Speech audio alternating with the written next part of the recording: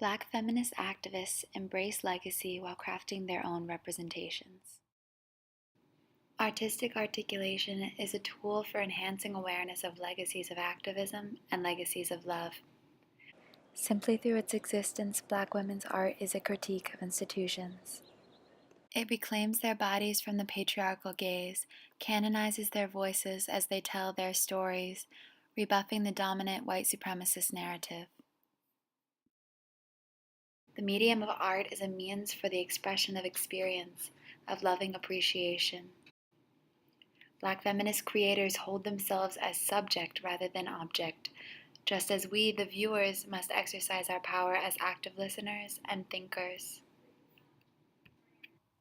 Etang Inyang's 1996 short film Badass Supermama critiques the legacy of a television figure beloved to her in childhood, Foxy Brown. This creator remakes Foxy in her own image. Women's images are often out of their own control, their bodies under society's and the media's jurisdiction. This Black feminist creator takes on Foxy Brown's legacy and challenges it. Within this image that was created to function for the patriarchal, heterosexist gaze, she finds common ground. Inyang edits her face and body over Foxy's scenes, interrogating her legacy lovingly, inserting her own image into the narrative. She reclaims Foxy's image from the male gaze. She reinvents her. I struggle to find your connections to women. It's easier to watch when I remake the story. Black women are producing counter-hegemonic narratives by representing their own stories. Alice Walker's work also honors the legacies of those before her. Her writing operates within the assumption of Black women's inherent beauty and the beauty they communicate through their art. Walker's work constructs Black women as creators, and in doing so, acknowledges their agency in carrying on legacies of Black womanhood, subverting hegemonic white supremacist notions of beauty and art.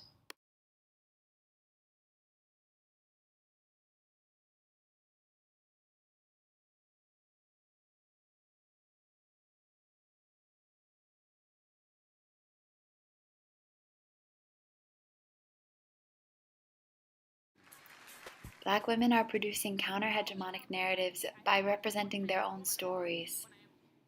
And paint pictures of the young me more beautiful than I ever was.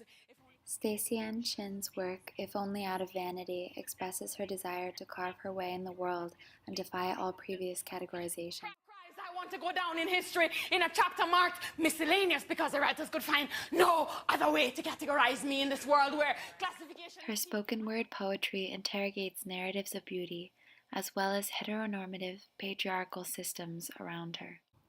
Videos of her poetry will carry her legacy as a Black lesbian who lived outside of the prescribed patriarchal understanding of womanhood. In her artwork, Wangechi Mutu resolves the issue of representation by finding herself in the stories she knows, painting and collaging the images of Black womanhood, her own image. This art exists as a collage of the media's hegemonic gaze, made up of capitalist society's images of beauty and female sexuality that Black feminists absorb and consume. They ingest them, taking them in and remaking the media to be of themselves. Television, documentary work, literature, art, and poetry are these women's means for communicating their stories, for representing their narratives within and without the framework of their mothers before them. Art and new media forms allow for both the preservation of the legacy of Black womanhood, as well as the interrogation, reclamation, and reinvention of the past and the present.